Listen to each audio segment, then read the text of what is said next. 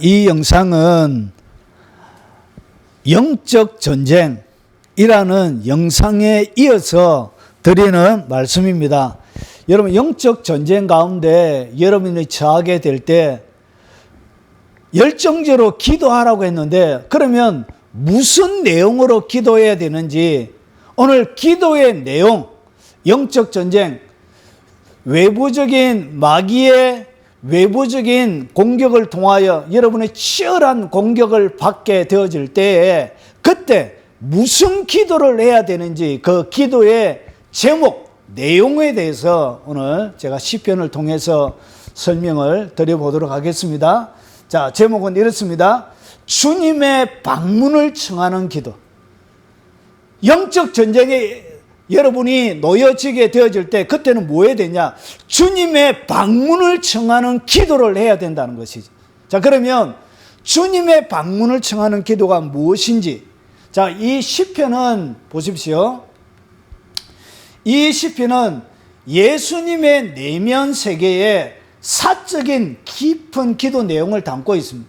여러분, 예수님의 기도가 공적인 기도가 있습니다. 공적인 복음의 구원 사역의 완성을 위하여 드리는 공적인 기도가 있고, 그러면 예수님이 공적인 기도 외에 사적으로 하나님과 관계 속에 어떤 기도를 여러분은 했는지 궁금하시죠?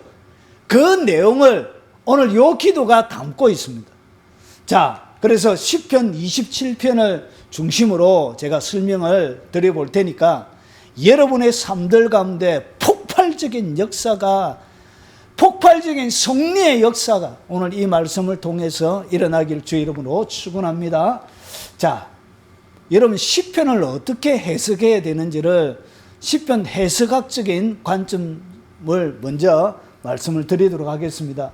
여러분, 우리가 가지고 있는 성경과 유대인이 가지고 있는 성경은 다릅니다. 유대인은 구약 성경을 24권을 가지고 있습니다. 그리고 우리는 몇 가지 가지고 있냐? 39권을 가지고 있습니다. 39권. 자, 그러면 유대인들은 구약 성경을 어떻게 나누느냐? 크게 세 가지로 나눕니다.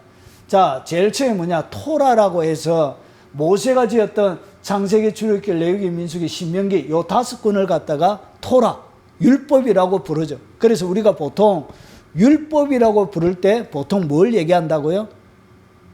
넓게는 구약 성경을 얘기하지만 좁게는 모세 오경을 얘기합니다. 율법. 됐죠? 자, 그 다음에 나오는 것이 뭐냐? 선지서입니다.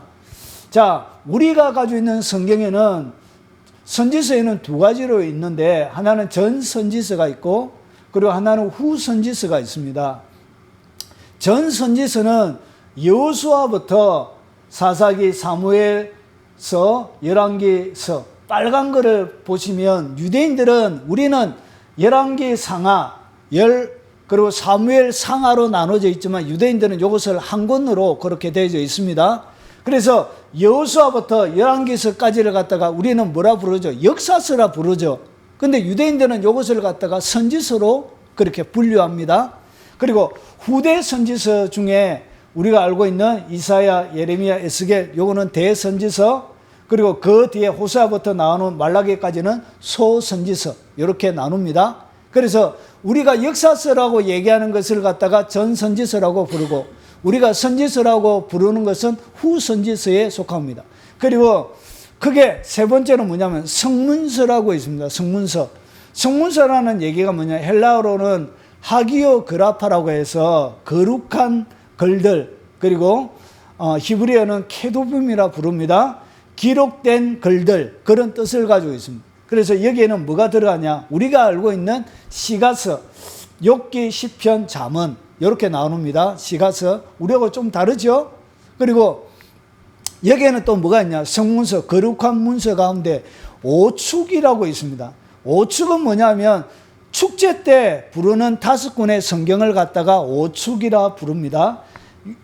자, 1월달 6월절에는 뭘 하냐? 아가스를 읽습니다. 아가스.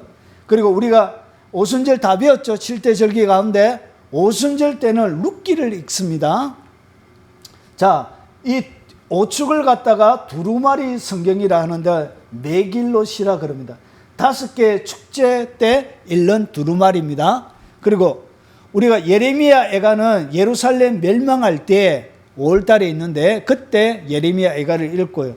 그리고 전도서는 장막절 때 읽습니다. 장막절 7대 절기의 제일 마지막 절기를 얘기합니다. 자, 그리고 이 에스더는 12월 불임절에 읽습니다. 이것이 5권에 있고요. 그리고 우리가 알고 있는 다니엘, 그리고 우리는 스가랴와 느헤미야를 따로 구분하지만 유대인들은 같은 성경으로 그렇게 분류가 되어져 있습니다.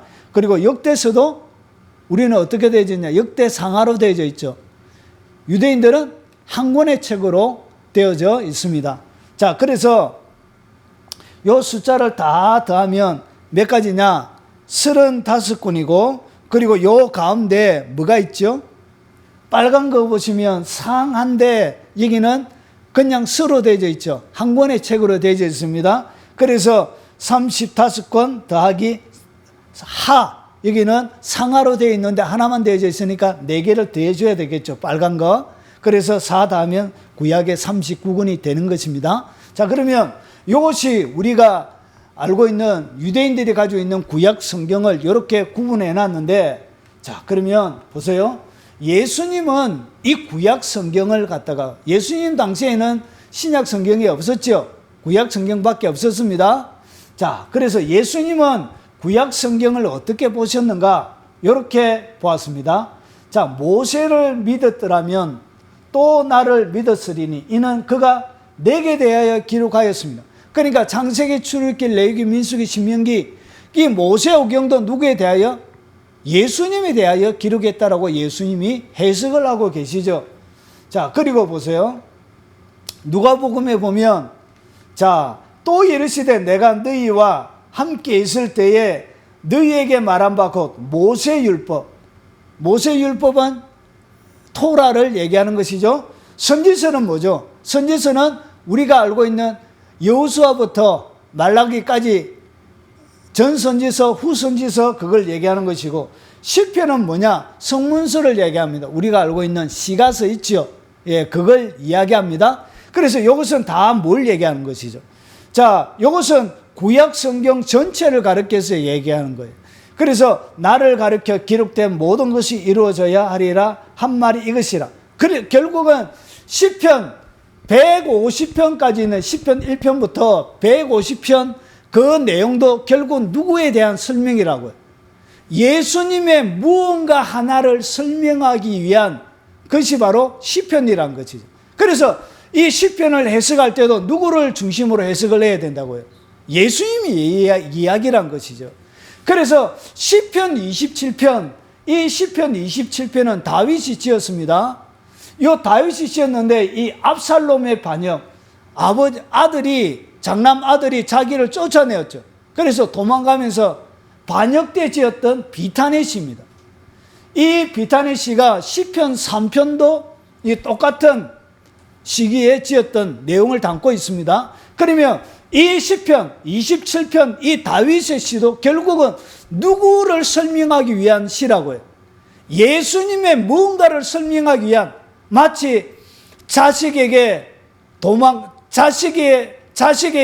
도망가는 그 아버지의 심령, 그런 고난을 당하면서 비탄한 마음에 예수님 그 마음에 지었던 그 다윗의 마음은 결국은 누구를 보여주는 것이냐? 예수님의 고난, 예수님이 인간에게 쫓겨가면서 외면당하면서 예수님 심령 가운데서 일어나는 다윗의 심령이 결국 누구의 심령을 보여주는 것이라고요? 예수님의 마음 상태를 보여주기 위해서 기록했다는 것이죠. 그래서 인간의 반역으로 예수님 내면의 깊은 기도와 바로 그 내면의 어려움을 당하고 있을 때, 비탄한 마음으로 지었을 때 무슨 제목으로 예수님이 기도한 기도 제목이 여기에 나오는 거예요. 그래서 이것은 이 다윗의 기도 제목이 아니라 결국은 예수님이 이 땅 가운데 하셨던 그 기도를 다윗이라는 샘플을 들어서, 모형을 들어서 이 예수님을 설명하고 있는 것입니다. 그래서 이것은 다윗의 마음이 아니라 결국은 예수님의 마음이고, 여기에 나오는 기도의 내용은 누구의 기도라고요? 바로 예수님의 기도란 것이죠. 여기까지 이해가 되시죠? 예, 그래서 이 시편은 결국은 예수님을 설명하기 위한 설명이고 모형이라는 것이죠. 자, 그래서 다윗이 고통을 당하는 것처럼 보세요. 자, 우리에게 있는 대제사장은 우리의 연약함을 동정하지 못할 시가 아니요 모든 일에 우리와 똑같이 시험을 받으신 이로되 죄는 없으신. 그래서 똑같이 시험을 받았다는 것이죠. 영적 전쟁 가운데 예수님도 우리와 똑같은 영적 전쟁을 치러냈다는 것이죠. 그래서 그 영적 전쟁 한가운데 가장 어려운 전쟁이 뭐죠? 가장 사랑하는 아들에게 쫓겨가서 아들에게 목숨을 부지하기 위한 것보다 더 비참한 전쟁이 어디 있습니까? 그래서 전쟁 중에 가장 비참한 전쟁이고 가장 아픈 전쟁이죠. 원수와 적이 아니죠.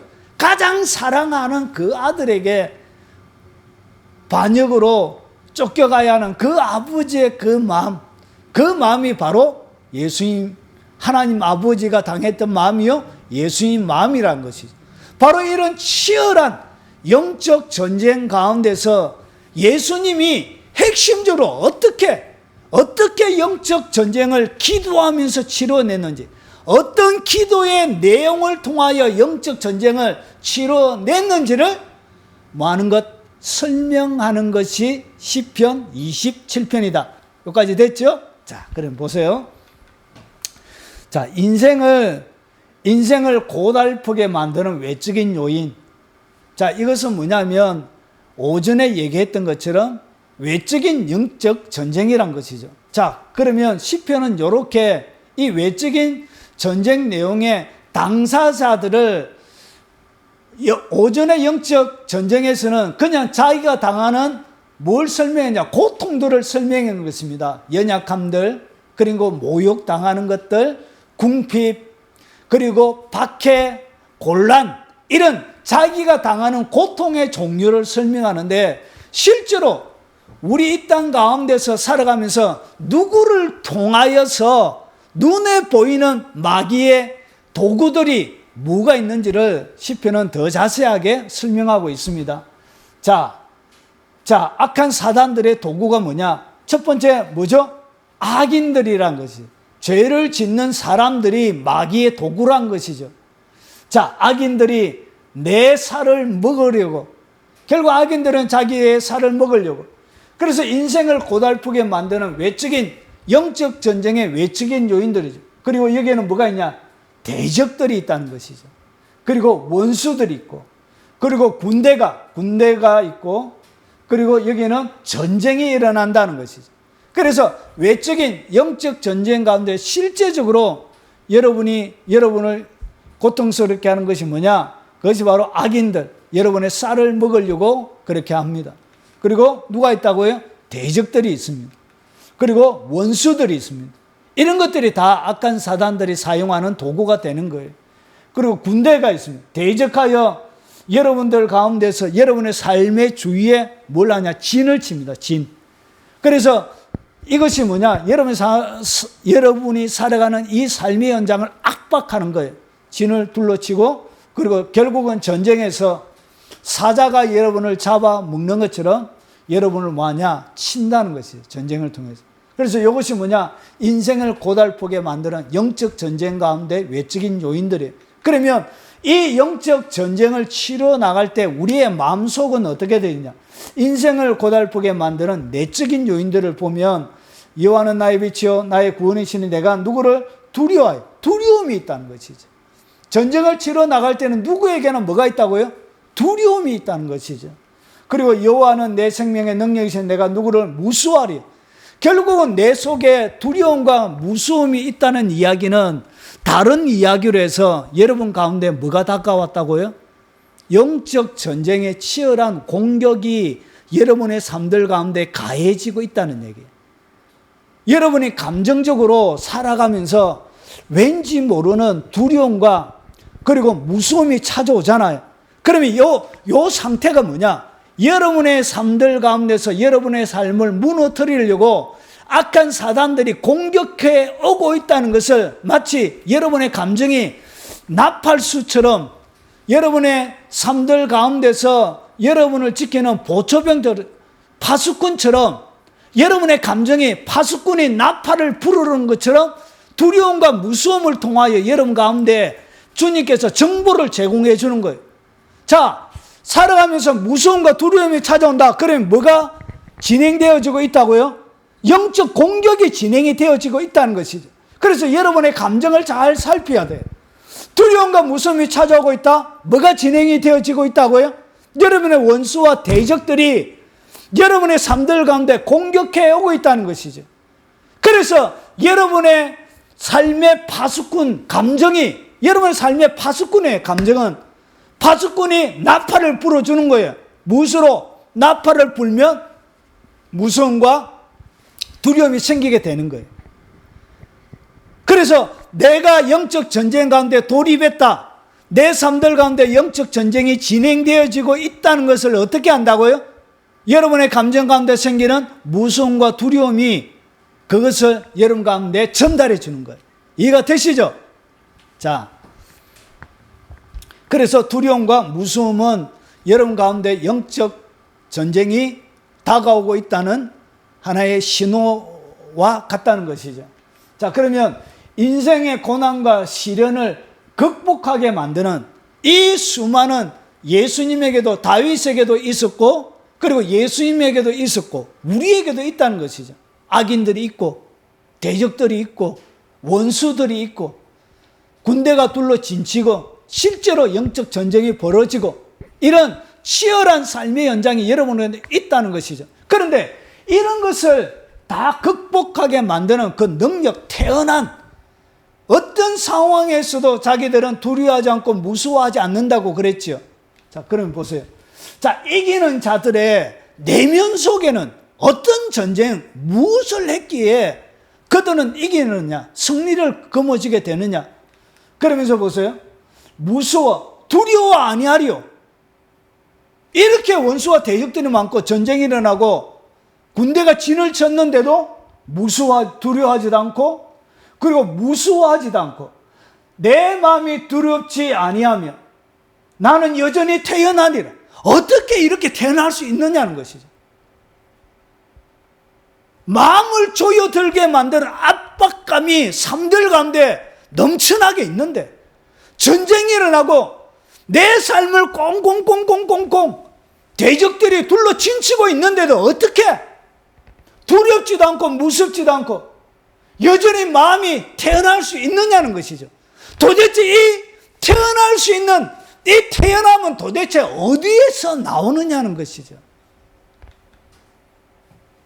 여기에 있습니다. 그것이 뭐냐? 이런 가운데도 예수님은 다윗의 평생의 기도 제목 하나를 설명하고 있습니다. 내가 여호와께 바라는 한 가지 일, 그것을 구하리. 자식이 원수가 대적자가 따라오는데 전쟁, 자기를 죽이려고 칼 들고 쫓아오는데도 이런 원수의 박살을 위해서 원수가 넘어지고 원수가 멸망하는 것에 대하여 구하지 않고 그의 마음속에는 오로지 하나만, 한 가지의 기도 제목만 있었대요. 그래서 이것은 영적 전쟁에 뭔가 어울리지 않는 단어예요. 전쟁 가운데서 너무나 어울리지 않는 하나의 건물이 있는 것처럼 전쟁 가운데서 너무나 어울리지 않는 옷을 입고 있는 아름다운 신부의 드레스를 입고 있는 것처럼 그렇게 오늘 시편은 표현하고 있습니다. 보세요. 한 가지가 뭐냐? 내가 내 평생에 여호와의 집에 살면서 여호와의 아름다움을 바라보며, 여호와의 아름다움을 바라본다는 것은 그분의 옷을 바라본다는 것이 아니고 뭘 바라보는 거야? 그분의 얼굴을 바라보는 거야. 아름다움은 보통 뭐가 아름답다? 옷이 아름답다 하는 것이 아니라 얼굴을 보는 것을 얘기합니다. 그래서 평생에 여호와의 집에 살면서 여호와의 아름다움을 바라보며 그의 성전에서 사모하는 그것이에요. 그러니까 주님의 얼굴을 바라보면서 사랑하는 것, 사모하는 것, 사랑하면서 사는 것이 그의 평생의 기도 제목이었고, 이것이 다윗의 기도 제목이었을 뿐만 아니라 누구의 기도 제목이 있다고? 바로 예수님이 이 땅 가운데서 공적인 사역 외에 사적으로 예수님이 이 땅 가운데서 머물면서 사적으로 기도하신 기도 내용이 딱 한 가지 있는데 그 한 가지 기도의 내용은 뭐냐? 그냥 하나님의 집에 사는 거지. 천국에서 머물렀던 것처럼 하나님의 집에 한 가지의 기도 제목. 이것이 바로 예수님 내면의 개인적인 기도 제목. 이것이 바로 영적 전쟁을 치러내는 가장 강력한 무기인 거예요. 그래서 보세요. 평생의 여호와의 집에 살면서 여호와의 아름다움을 바라보며 그의 성전에서 사모하는 것, 사랑하는 것, 하나님의 얼굴만 바라보면서 그분만 사랑하는 것이 뭐라고요? 이것이 바로 다윗의 평생의 기도 제목이었습니다. 그래서 이 하나님의 아름다움을 바라보고 사모하는 이것이 무엇이었냐? 여러분 어떤 순간에도 두려워하지 않고 무수하지도 않고 마음이 두렵지도 않고 여전히 태어날 수 있는 그 비결이었다는 것이. 예수님이 이 땅 가운데 오셔서 그의 삶을 위대하게 만들었던 그 기도 제목, 내면의 개인적인 기도 제목 그 한 가지가 뭐라고? 여호와의 아름다움을 바라보며 사모하는 것이었습니다. 자, 그러면 이것을 조금 더 들어가 보겠습니다. 자, 여호와의 아름다움을 바라보면은 무엇을 말하는가? 이것은 뭐냐? 보세요. 이것은 뭐냐면 이 시편 27편 4절 그리고 이것을 갖다가 또 한 가지 여호와의 아름다움을 바라본다는 것은 뭘 바라보는 것이라고 설명을 드렸냐면 얼굴이라 그랬죠. 그래서 이것을 갖다가 27편은 이렇게 한 번 더 설명하는 거예요.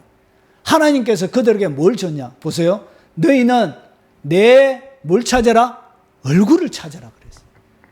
하나님께서 이스라엘 백성들에게 뭘 찾아라 그랬다고요?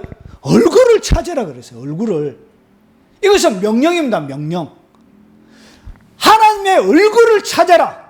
이스라엘 백성들에게 하나님께서 가르쳐 주신 기도 제목이 뭐냐? 항상 하나님의 얼굴을 찾아라는 것이에요. 얼굴. 그러면서 얼굴을 찾아라 하실 때 내 마음으로 주께 말하되 여호와여 내가 주의 얼굴을 찾으리다. 그러니까 여호와의 아름다움을 바라보며 사랑했는데 아름다움을 바라본다는 것은 결국은 그분의 얼굴을 찾는 거예요. 하나님의 얼굴을 보여주세요. 그분의 얼굴이 어디 있는지 찾는 거예요. 자, 그러면서 보세요. 확대어 성경, 이거는 영어입니다. 영어에 요 시편 27편 8절을 원문 그대로 원문의 의미를 더 정확하게 확대해서 해석한 성경을 갖다가 뭐라 그러냐? 확대어 성경이라 부릅니다. 미국에 있는 그 번역해 놓은 겁니다. 그래서 확대어 성경 가운데 시편 27편 8절을 이렇게 해석을 해놨습니다. 자, 얼굴을 찾으라를 확대해서 해석을 원문 의미를 첨가해서 이렇게 해석을 번역을 해놨는데 이렇게 했습니다. 얼굴을 찾으라를 어떻게 번역해 놨다고요? 방문을 청하라는 것이죠. 하나님의 얼굴을 구하는 것을 갖다가 어떻게 번역했다고요? 주님의 방문을 청하라는 것이죠. 아, 얼굴을 찾으라는 것은 결국은 뭘 하는 것이다고? 주님이 이 땅 가운데 방문하도록 요청하는 기도라는 것이죠. 여기까지 이해가 되십니까? 그래서 얼굴을 찾는 이 기도라는 것은 뭐냐? 하나님의 방문이 내 삶들 가운데 임하도록 청하는 기도입니다. 그리고 또 나의 임재를 너희의 생명에 불가피한 것처럼 요구하라.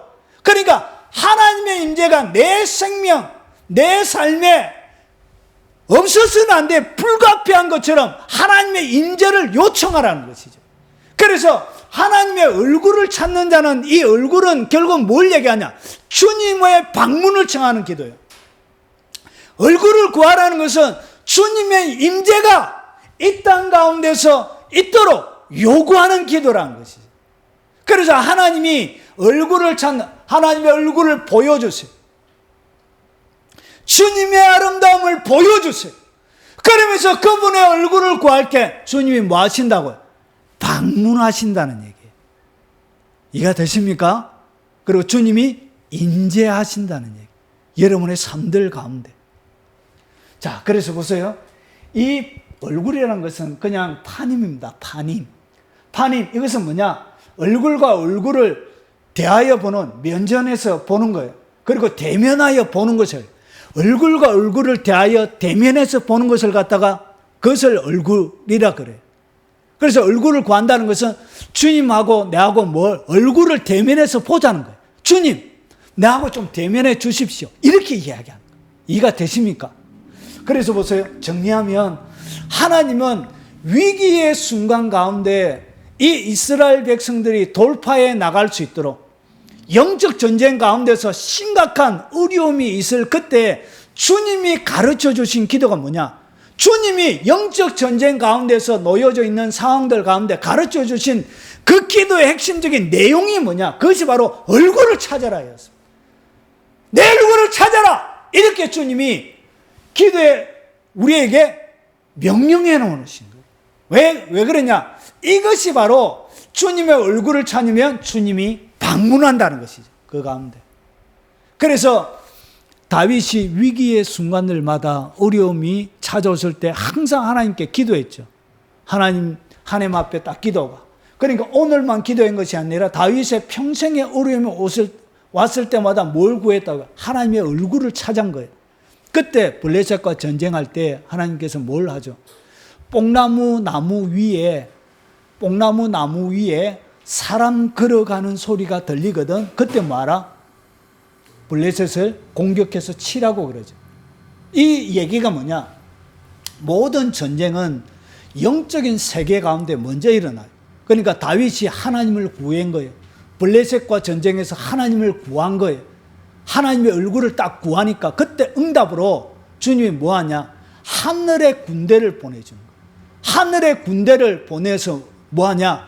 뽕나무 위에 사람 걷는 소리가 들린다는 것은 뭐가 움직인다는 거예요? 하늘의 천군 천사가 움직이는 거예요. 그래서 영적 전쟁을 벌리는데 단순하게 육적으로는 블레셋을 치는 것은 누가 친다고요? 누가 치냐? 다윗이 치지만 그리고 이 블레셋과 함께한 뭐가 있냐? 악한 영들의 군대가 있는 거예요. 영적 전쟁에는 악한 영들의 군대가, 그래서 군대가 둘러 진친다 그러죠. 전쟁이라 그렇게 표현하는 이유가 뭐냐? 이 악한 영의 군대가 둘러 진을 치고 있는 거예요. 그래서 이 악한 영의 군대, 블레셋을 도와주는, 이 블레셋을 지원해주는 악한 영의 군대를 다윗이 이겨낼 수가 없는 거예요. 그래서 누가 필요하냐? 악한 영의 군대는 하늘의 천군 천사가 대항하는 거예요. 그래서 뽕나무 위에 걸음 걷는 소리가 들릴 때 하나님의 천군 천사가 이 블레셋을 지원하는 이 블레셋을 지원 악한 영들을 쳐부숴버리고, 영적 전쟁에서 이기니까 다윗이 어떻게 하죠? 눈에 보이는 육적인 전쟁을 쳐버리고 승리를 거두게 되는 거예요. 그때 주님이 뭐 한다고? 주님의 방문이 일어나는 거예요. 주님의 임재가 그 가운데 일어나는 거예요. 전쟁의 현장 가운데. 그래서 그들 가운데 승리를 거머쥐게 만드는 거예요. 원리가 이렇게 되는 거예요. 그래서 이 여호와의 아름다움, 이 여호와의 아름다움은 결국 뭘 얘기하냐? 얼굴을 얘기하는 것입니다. 그리고 이 얼굴은 뭘 얘기하냐? 방문을 얘기하는 것입니다. 방문, 주님의 방문. 그리고 주님의 임재를 얘기하는 것입니다. 그래서 예수님께서 뭐 했냐? 내가 여호와께 바란 한 가지 일, 평생의 여호와의 집에 살면서 여호와의 아름다움을 바라보며 그의 성전에서 사모하는 그것, 결국은 이것을 한마디로 줄이면 그것이 뭐냐? 내 얼굴을 찾는 것입니다. 아버지의 얼굴을 찾는 것입니다. 자, 그때 뭐가 일어나냐? 그 주님을 사랑하는 이 사랑으로 영적 전쟁은 진행이 되어지는 거예요. 주님을 사모하는 이 사랑으로 영적 전쟁에서 승리를 거머쥐게 되는 거예요. 그래서 뭐하라? 하나님을 뜨겁게 사랑하라고 그러한 것입니다. 그렇게 말한 것입니다. 자, 그리고 우리의 삶 속에서도 하나님의 얼굴을, 우리의 삶들 가운데 하나님의 얼굴을 계속적으로 비춰줘야 영적인 승리가 있는데, 하나님의 얼굴은 언제 가리워지느냐? 성경은 이렇게 이야기합니다. 신명기 31장 18절에 또 그들이 돌이켜 다른 신들을 따르며 모든 악행으로 말미암아 내가 그때 반드시 내 얼굴을 숨기리. 여러분이 죄를 행하면 주님이 뭐 한다고요? 얼굴을 숨겨버립니다. 그러면 뭐가 없다고요? 주님의 방문이나 임재를 통하여 일어나는 승리는 거머쥘 수가 없는 것입니다. 그리고 여호와의 손이 짧아 구원하지 못하신다. 귀가 둔하여 듣지 못하신다. 오직 너희의 죄악이 너희와 하나님의 사이를 내었고 너희의 죄가 그의 얼굴을 가리어서 너희에게서 듣지 않으시게 함입니다. 결국은 이 죄들은 하나님의 얼굴을 가리우는 역할을 하는 것입니다. 그리고 여러분이 죄 짓는 것을 하나님 차마 볼 수가 없는 것입니다. 고개를 돌리는 것입니다. 그래서 회복을 위해 기도할 때 어떻게 하라고 말씀했는가? 그래서 이 영적인 전쟁 가운데서 영적인 승리를 위해서, 회복을 위해서 하나님께서 솔로몬에게 가르쳐 주신 기도가 있습니다. 성전을 다 재건하고 나서 이스라엘 나라가 범죄하여 어려워질 때 하나님께서 솔로몬에게 가르쳐 주신 회복을 위한 기도 제목입니다. 내 이름으로 일컫는 내 백성이 그들의 악한 길에서 떠나 스스로 낮추고 기도하여, 스스로 낮추고 뭐 해라고요? 회개하라는 것이죠. 그래서 죄가 가로막고 있으면 안 되는 거예요. 그래서 하나님의 얼굴을 돌리게 한 그 죄를 먼저 하나님 앞에 통해 자복하고, 그리고 나서 그 다음에 뭐 해라고요? 내 얼굴을 찾으라는 것입니다. 하나님의 얼굴을 찾으라는 거예요. 모든 위기의 순간에 하나님의 얼굴을 구하라, 이렇게 주님이 말씀하고 있는 것입니다. 그래서 내가 하늘에서 듣고 그들의 죄를 사하고 그들의 땅을 고쳐준다고 주님께서 이렇게 솔로몬에게 약속하신 것입니다. 그래서 이 기도 제목이 뭐라고요? 하나님의 뭘 구하라? 얼굴을 찾아라는 거죠. 얼굴을. 하나님의 얼굴을 찾는 것이 영적 전쟁의 승패를 가늠하는, 영적 전쟁 한가운데 들어가 있을 때 뭘 해야 되냐? 하나님의 얼굴을 구하라는 것이죠. 이것이 뭐냐? 역대하 7장 14절이 아주사 교회 역사상에 가장 강력한 부흥운동을 일으켰던 1906년도에 아주사 부흥의 셰키나의 영광의 비밀 코드입니다. 그들이 이 기도를 한 것입니다. 시므온 목사님과 그들이 하나님을 향하여 역대하 7장 14절을 놓고 기도한 것입니다. 그들이 이 세상에 살았던 누구보다도 강력한 하나님의 모세를 능가하는 그 영광은 모세의 성경 가운데도 보이지 않는 그런 셰키나의 영광이 드러난 것입니다. 그런데 그 영광의 시대를 살아갔던 그들이 누구보다도 많이 기도하고 찾았던 기도 제목이 뭐냐? 하나님의 얼굴을 찾았다는 것입니다. 하나님의 얼굴. 그 하나님의 얼굴을 누구보다도 많이 찾고 구했기 때문에 누구보다도 하나님의 영광을 더 많이 경험하고 누리면서 이 땅 가운데 살았다는 것이죠. 결국은 영적 전쟁의 강력한 돌파구, 영적 전쟁의 승리를 거머쥐게 하는 것은 기도 제목이 뭐냐? 그게 하나님의 얼굴을 구하는 것입니다. 이해가 되시죠? 자, 그래서 주의 시편 27편 9절에 오늘 우리가 27편을 하고 있습니다. 그래서 27편 9절에 이렇게 하는 거예요. 주의 얼굴을 내게 숨기지 마시고 주의 종을 나하여 버리지 마소서. 주는 나의 도움이 되셨나이다. 나의 구원의 하나님이시여 나를 버리지 마시고 떠나지 마소서. 그러면서 버리지 말고 떠나지 말라 하면서 뭐라고 얘기하고 있죠? 주의 얼굴을 내게서 숨기지 말라는 것이. 주님, 숨바꼭질 좀 하지 마세요. 주님, 나는 숨바꼭질 싫어해요. 우리 딸내미는 좋아하는데, 주님, 나는 숨바꼭질 싫어해요. 주님 얼굴을 숨기지 마세요. 이렇게 기도한 것입니다. 얼굴을 비춰달라고 그렇게 요구한 것입니다. 이것이 이 세상에서 여러분의 삶을 가장 탁월하게 만드는 뭐냐? 전력적인 기도. 이 강력한 기도. 예수님의 내면 속에 늘 개인적으로 하던 기도는 뭐였다? 하나님의 얼굴을 구하는 기도였다. 자, 그러면서 보세요.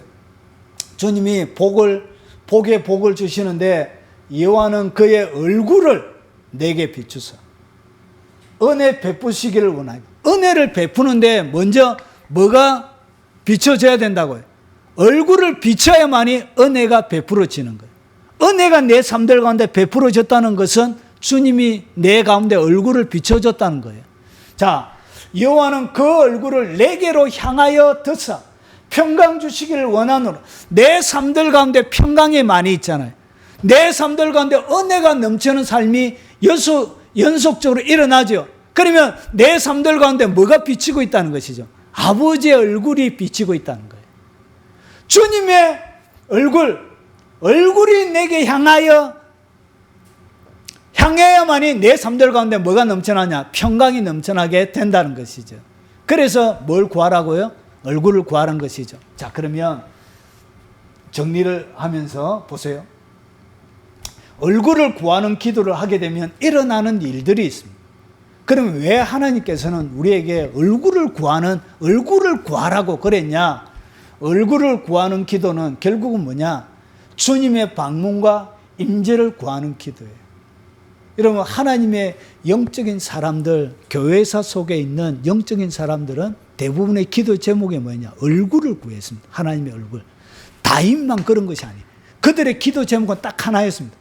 그들의 기도 제목은 다른 거 다 아무것도 안 했어요. 뭐 했다고요? 얼굴만 구한 거예요. 얼굴만 구해도 게임 오브. 얼굴만 구해도 되는 거예요. 여러분, 성 프란시스라는 중세시대에 수도사가 있었습니다. 그 제자가 너무나 성 프란시스가 신비하고 놀라운 하나님의 사람이니까 그 가운데 무슨 일이 일어나는지를 그가 너무 궁금했던 거예요. 그래서 성 프란시스 자기 선생님하고 같이 방을 자게끔 부탁을 하고 그렇게 같이 지내는데 저녁마다 뭐 했냐? 제자가 스승님 어디 나갈 때 자기가 깨려고 무슨 일이 일어나는지를 보려고 해서 뭐 했죠? 손에다가 끈을 묶어 놨습니다. 자기하고 스승님하고 끈을 묶어 놨어요. 만약 이 스승님 나갈 때 자기 일어나려고. 그래서 한 밤이 깊었습니다. 깊었는데 보니까 스승님이 없는 거예요. 끈을 풀고 나간 거예요. 그래서 스승님이 어디 갔는가 궁금해서 저 밖으로 나갔어요. 근데 깜깜한 밤이었습니다. 깜깜한 밤이었는데 저 앞에 보니까 자기 선생님하고 그리고 예수님의 어머니 마리아하고 천사들하고 자기 선생님하고 밤에 빛 가운데, 중세시대에 빛이 전등불처럼 이런 빛이 없었잖아요. 그래가지고 자기 선생님하고 예수님하고 예수님의 어머니하고 막 교제하고 있는 거예요. 깜깜한 밤에 불빛 가운데서. 그리고 나서 선생님이 왔습니다. 그 장면을 보고 이 제자가 기절을 해버린 거예요. 그 밤에. 그래서 선생님이 그 제자를 데리고 와서 뭐라고 했냐? 네가 어젯밤에 본 것을 아무에게도 얘기하지 마라. 내가 살아있는 동안 절대로 얘기하지 마라. 그렇게 이야기하고 선생님이 돌아가시고 나서 그 뒤에 그 다음에 그가 고백을 했습니다. 자기가 경험했던 것. 결국은 이것은 뭐라고? 주님의 방문을, 그들의 얼굴을 구하는 그런 삶들 가운데서 프란시스만 그런 것이 아니죠. 예수님이 변화산 가운데 기도를 열심히 하고 있으니까 누가 나타났죠? 영적인 세계의 방문이 일어났죠. 모세와 엘리야가 나타났죠. 예수님만 그런 게 아니에요. 이 영적인 세계가 폭발적으로 하나님의 얼굴을 구하는 사람들에게 열려요. 이것이 뭐냐? 주님의 방문이 일어나요. 주님의 깊은 임재가 얼굴을 구하는 사람들의 삶들 속에 일어나게 되어져요. 그래서 주님이 뭘 하라고 그러냐?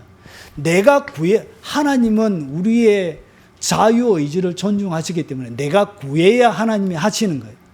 왜 하나님은 얼굴을 구하라고 했을까요? 이 얼굴을 구하는 기도가 결국은 주님의 방문을 이 땅 가운데 법적으로, 합법적으로 가능하게 하는 거예요. 그래서 이 사람이 안 구했는데 만약에 이렇게 주님이 일방적으로 하시기도 하시지만 그런데 차별적으로 이렇게 하시면 뭔가 하나님의 공의의 부분에 어긋나기도 하죠. 그래서 내가 구할 때 하나님은 합법적으로 오실 수 있는 거예요. 성령님의 역사도 내가 주님 됐습니다. 그만했으면 좋겠습니다 하면 성령님이 안 하시죠. 악한 영들은 내가 싫어해도 계속 하거든. 근데 성령님은 안 그렇다는 거예요. 성령 내가 주님 그만하시면 좋겠습니다 하면 성령의 은사 능력도 멈춰요. 성령은 우리의 인격을 존중하시다. 그래서 주님이 일방적으로 오시지 않고 어떻게 주님의 얼굴을 구하는 그 자에게 주님이 합법적으로 우리의 삶들 가운데 깊숙하게 개입하고 그분의 임재를 풀어놓는 거예요. 그 풀어놓는 기도가 뭐냐? 그 전략적인 기도가 뭐냐? 예수님이 한 가지 기도 제목으로 기도했던 그 기도 제목, 다윗이 한 가지 기도 제목을 가지고 있던 그 기도가 바로 얼굴을 구하는 기도였던 거예요. 여기까지 이해가 되시죠? 그래서 이 얼굴을 구하는 기도는 여러분의 삶들 가운데 주님의 방문을 촉진시킵니다. 여러분의 삶들 가운데 깊은 임재를 만들어내는 하나님의 합법적인 임재를 할 수 있게 만드는 허락정과 같은 거예요. 자, 그래서 보세요. 시편 27편 5절에 여호와께서 환난 날에 그래서 얼굴을 구하는 자에게 뭐하냐? 주님이 방문하시고 주님이 임재를 구하게 되어지면 주님이 직접 오시죠. 직접 오셔서 뭐하냐? 그의 초막 속에 비밀이 지키는. 왜 초막이라 그러냐? 주님이 계속적으로 머무는 장소가 아니기 때문에 그래요. 일시적으로 머무는 장소이기 때문에 그런 거예요. 그래서 주님이 뭐하냐? 주님이 방문하셔서 주님의 초막 속에 우리가 만약에 360일 계속 가면 그것은 천국이죠. 그래서 그런 일은 일어나지 않습니다. 그래서 주님이 일시적으로 텐트 속에 여러분들 뭐하고 비밀을 지키고 그의 장막 은밀한 곳에 숨기며 그리고 여러분들을 높은 바위에 누구도 건져갈 수 없는 마귀들을 공격할 수 없는 곳에 여러분을 세워주게 돼요. 그래서 하나님이 여러분의 삶들 가운데 주님의 얼굴을 구하게 되어지며 주님의 방문과 주님의 임재가 촉진이 되어지고 그러면서 주님의 은밀한 임시 특별한 보호소 여기에는 초막 그리고 은밀한 장막이 설치가 되어져요. 마치 우리가 군대가 어디 가서 작전을 할 때 임시 텐트 치는 것처럼 그 속에 여러분을 특별하게 보호하십니까? 그리고 주님이 거하고 있는 높은 바위 위에 여러분을 숨기시게 되어져요. 그런 일이 뭘 하는 자에게? 하나님의 얼굴을 구하는 자에게 일어나게 됩니다. 그래서 어떤 전쟁이 일어나도 바울도 이것을 깨닫고 이해를 했던 것이죠. 그래서 그들 속에는 뭐가 있었다? 특별한 하나님의 도우심, 장막에 대한 이야기가. 그래서 생명사계 속에 바울이 이렇게 설명. 생명사계 속에 그들을 샀대요. 생명사계로 사버린 거예요. 지켜주신 거예요. 특별하게. 그런 일이 얼굴을 구하는 자에게 일어나는. 그래서 초막 속에 비밀이 지키고 장막 은밀한 곳에 숨기게 되죠. 높은 바위에 하나님이 두시게 되는 거예요. 그리고 보세요. 이제 내 머리가 나를 둘러싼 내 원수 위에 들리니 목이 잘려서 들린다는 얘기가 아니에요. 이 얘기는 뭐냐? 표준 새 번역본에는 이렇게 해석을 했습니다. 그때 나는 나를 둘러싼 저 원수들을 내려다보면서 그러니까 승리를 하고 거머쥐고 위에서 이렇게 하하하하 하면서 이렇게 내려다 본다는 거예요. 그래서 주님이 뭐냐? 여호와는 나의 방패시요 나의 영광이시요. 그러니까 둘러 진치고 머리가 원수들 앞에 이렇게 들린다는 얘기는 원수 때문에 뭐 했다는 거예요? 고개가 숙여졌다는 거예요. 그의 삶들 가운데 그가 수치와 멸시를 당했다는 얘기예요. 그러니까 숙여진 고개를 들지 못하고 숙여진 고개가 되어졌다는 것이죠. 그래서 다윗이 똑같은 압살롬을 피해서 지었던 시편이 27편만 그런 것이 아니라 3편도 압살롬을 피해서 도망가면서 지었던 시편이에요. 그래서 똑같은 시편에 뭐라고 그러냐? 여호와 주는 나의 방패시요. 주님이 어떻게 보호를 해주시고 나의 영광을 잃어버렸잖아요. 주님이 그에게 영광을 되시고 그러면서 보세요. 이렇게 설명하는 거예요. 나의 머리를 드시는 자입니다. 이렇게 이제 내 머리가 나를 둘러싼 원수 위에 들리고 머리를 들게 해줬다는 것이죠. 쪽팔려서 부끄럽고 멸시와 천대받던 숙여진 고개를 주님이 다시금 들게 해준다는 것이죠. 누구에게? 하나님의 얼굴을 구하는 자. 잃어버렸던 영광을 다시 준다는 것이죠. 주님이 그에게 영광이 되어져서 숙여진 고개를 하나님이 다시 들게 해준다는 것이죠. 누구에게? 얼굴을 구하는 자에게.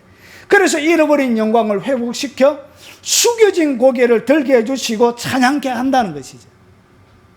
하나님의 얼굴을 구하십시오. 여러분의 삶은 달라질 것입니다.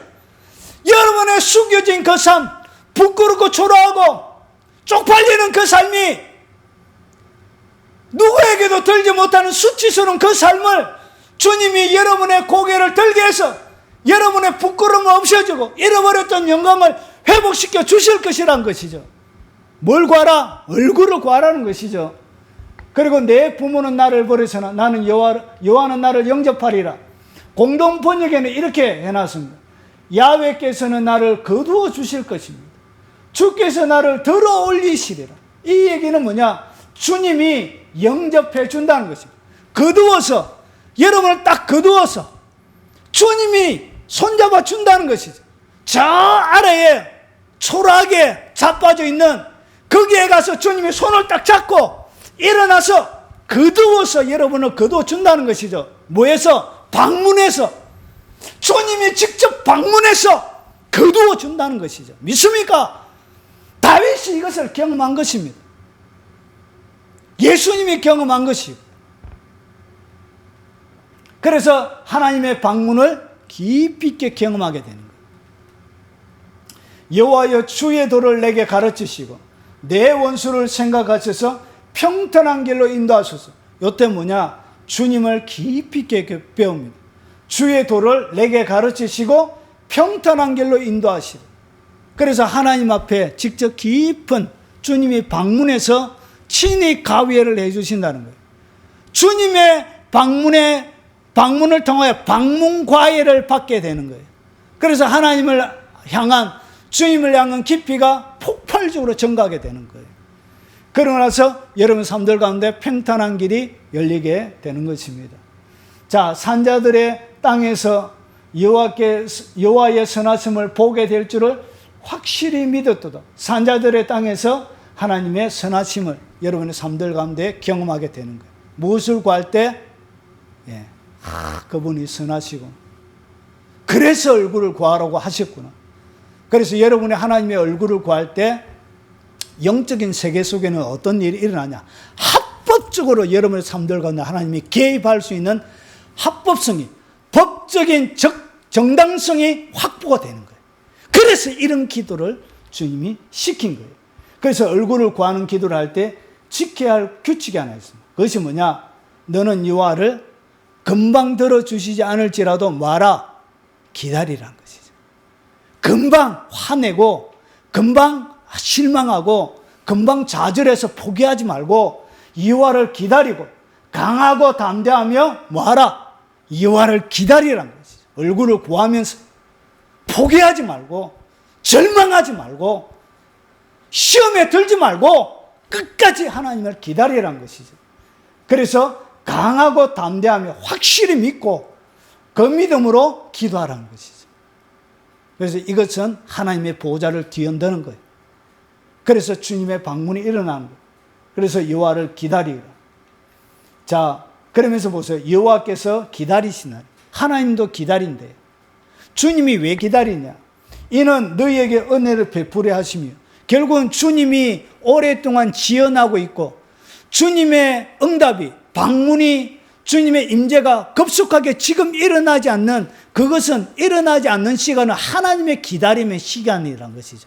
그래서 하나님이 기다리고 있는데 왜 기다리느냐? 은혜 베풀려고. 너희에게 은혜 베풀려고 기다리고 있는 거예요. 응답이 늦어지는 것은 은혜를 베풀려고 하나님의 기다림이 진행되고 있는 거예요. 그리고 주께서 일어나시리니 이는 너희를 긍휼히 여기려 하시면, 주님이 일어나서 뭐 한다고요? 방문해 주신다는 거예요. 긍휼히 여기려. 그리고 여호와는 정의의 하나님이시라. 그를 기다린 자마다 복이 있도다. 그래서 정의로 여러분의 삶들을 획기적으로 폭발적으로 하나님이 만들어 주실 것이라는 거죠. 이것이 뭐냐? 다윗의 시편 가운데 다윗이 경험한 것이고 그리고 예수님이 이런 삶을 살아가신 것입니다. 정리하겠습니다. 그래서 하나님의 얼굴을 구하는 기도가 영적 전쟁 가운데 최고의 기도 제목입니다. 그래서 오전에는 제가 깊이 있게 설명을 안 했습니다. 무엇을 놓고 기도해야 된다고요? 하나님의 얼굴을 구해라는 것이죠. 얼굴을. 그래서 주님의 방문을 청하는 기도가 뭐냐? 주님의 얼굴을 구하는 기도가 주님의 방문을 청하는 기도라는 것이죠. 이것이 뭐냐? 예수님 내면에서 예수님의 사적인 개인적인 깊은 기도 제목이었다는 것이죠. 그래서 이것이 뭐냐? 내 삶을 탁월하게 만드는 가장 전략적인 하나님이 직접 가르쳐 주신 기도가 뭐냐? 얼굴을 구하는 기도라는 것이죠. 그래서 여러분의 삶들 가운데 누구나 다 영적 전쟁을 치러 갈 것입니다. 여러분, 높이 쓴 사람들에게는 영적 전쟁이 마귀가 공격하지 않는 것이 아니라 그들이 공격해도 그 공격이 아무것도 아니기 때문에 마치 공격하지 않는 것처럼 그렇게 표현한 것입니다.